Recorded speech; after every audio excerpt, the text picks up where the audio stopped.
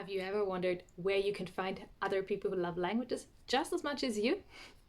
Let me tell you about one place that I discovered this year. I went to the Polyglot Gathering in Terezin, close to Warsaw in Poland this year.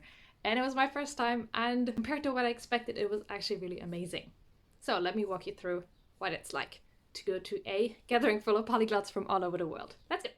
First of all, you have to know that this Polyglot Gathering happens once a year, and people from all over the world are invited, and yeah, you sign up for this, it's about 5 days event that changes location every couple of years. Now, this was my first time, so I didn't know other polyglots, but I think people actually go there regularly, and then they can catch up with their polyglot friends that they met the year before. Okay, so what happens at a Polyglot Gathering? I will say that there's a lot of program. I was overwhelmed with the number of choices I had when it came to talks, workshops, and just socializing options. So I'd say there's definitely something for everyone, and I think you can go to the Polyglot Conference with different objectives, which is very nice. You can also change your focus day by day, which is something I did. The first thing you have are the talks and the presentations. There are speakers every year that will give talks that last anything between 45 minutes to 1 hour and 45. And they had 3 different presentations at any time this year at the Polyglot Conference. There was a large main room where they filmed the talks, and then there were 2 other smaller rooms. Now, as you can hear, there were 3 rooms with talks and presentations at any time. So you did have to choose where you wanted to go. Sometimes that was a bit hard because there might be 2 talks at the same time I was interested in, and then the hour after, some talk I wasn't interested in. But you know, you just gotta choose, and yeah. I have seen people leave the talks halfway because maybe they wanted to check out another talk.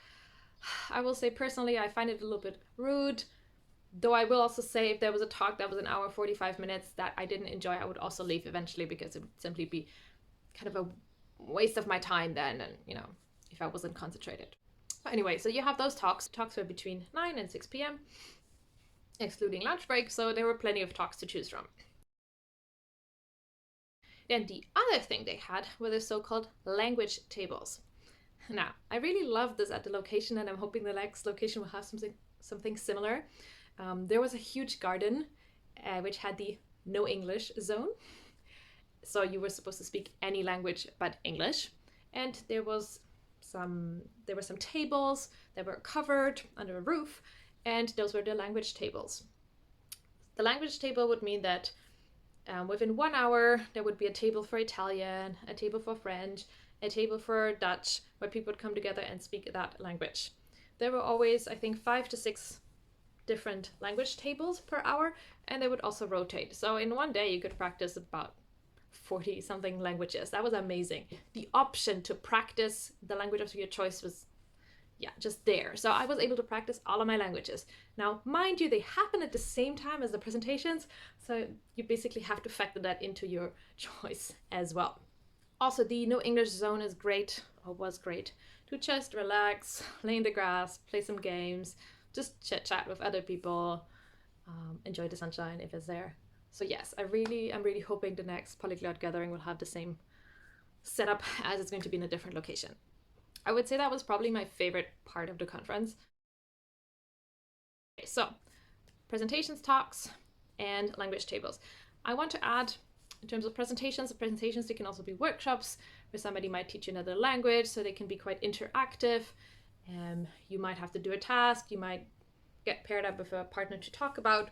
You will usually see that in the description. So some are more presentation style, like a talking head presentation, and others will be more interactive workshops. I think it's a great idea just to kind of mix and match these activities. You will notice that it can get quite tiring. Like on day 1, I was all like, yes, I'm going to do all the talks and all the language tables I can. And then you notice on day 2 that that's kind of like draining your energy. So on day 2, I slowed down a bit. I also took some hours where I just tried to find some people to talk to, where I would just kind of relax. Because if you're someone who's quite introverted, which I would count myself towards, it's a lot of input, lots of people, lots of noise, and that does really drain my energy. So I was very happy to just retreat and kind of like have some time by myself. Other than that, the social aspects of this gathering were the fact that we had meals together. As I stayed on the location, I had breakfast there, lunch and dinner. And yeah, most people have lunch there. I think everyone did. And then breakfast and dinner was depending on whether you chose to stay on location, whether you chose to pay for it.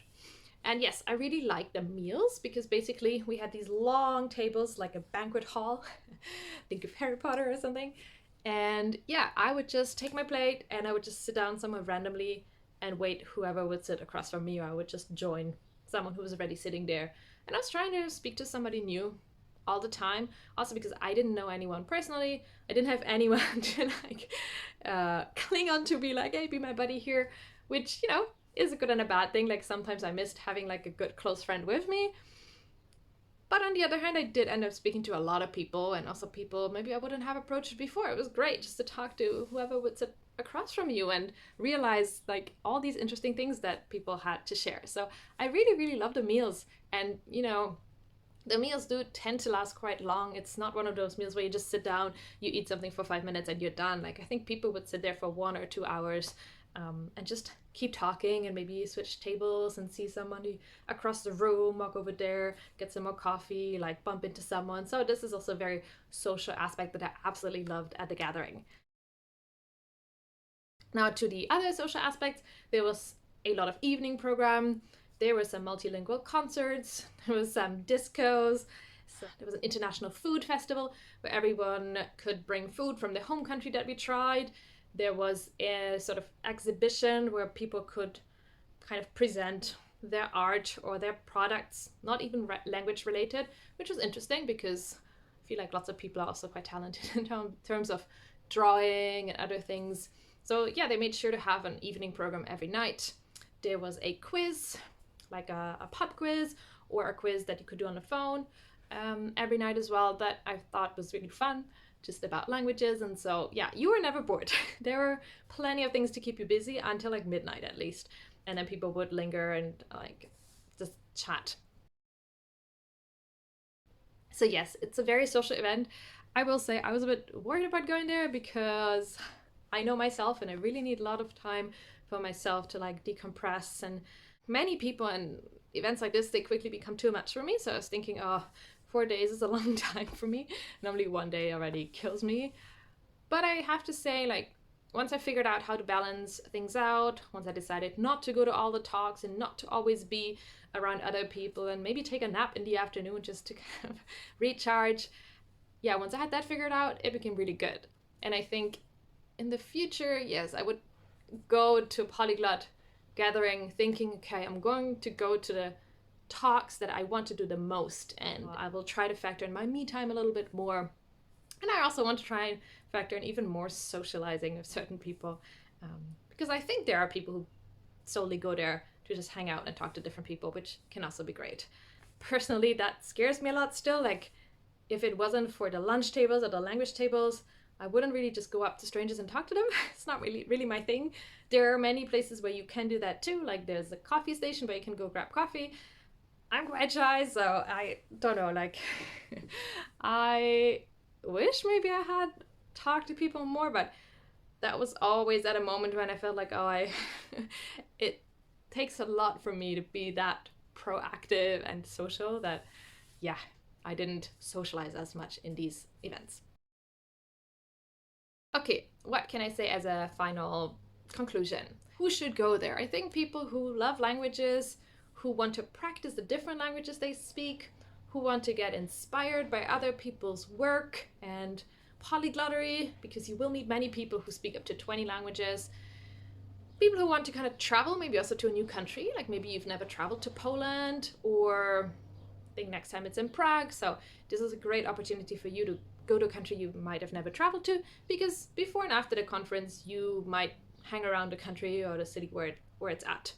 I stayed in Warsaw for another 2 days. That was really nice. So maybe also for people who want to connect with other language learners. Like I'm very happy that I connected to some people, maybe for future work projects or just, I don't know, polyglot exchange. And yes, I would highly recommend it to anyone who, yeah, can carve the free time. It is usually over a weekend. This one was from Wednesday night to Monday morning. Wednesday night and Monday morning are more like arrival and departure dates. So not that much happening. The main program was from Thursday to Sunday. And yes, you can go to this Polyglot conference just for 1 day or 2 days. So people who lived in Poland, they'd come for like individual days at a time, which is also great. I didn't join the icebreaker games, get to know each other section on Wednesday night, which is the one thing I regret, because maybe I would have connected more with people right away. But, you know, it is what it is. I still enjoyed it a lot. And yes, I hope to see some of you at the Polyglot Conference. It was cool to see some YouTubers and Instagrammers just there, just being like regular people, right? We all know we're all regular people. So yes, speaking of that, if you want to follow me on Instagram and find other interesting polyglots, to be honest, you know, people hanging out on all these social media spaces, go have a look. It's the same name as my channel. And yes, leave me a comment. Have you ever been to the Polyglot Gathering? What did you like the most? Would you like to go? Anyway, I hope to see some of you there. And if not, hope to see you on my channel in the future or on my Instagram. Thanks for watching. Cheers!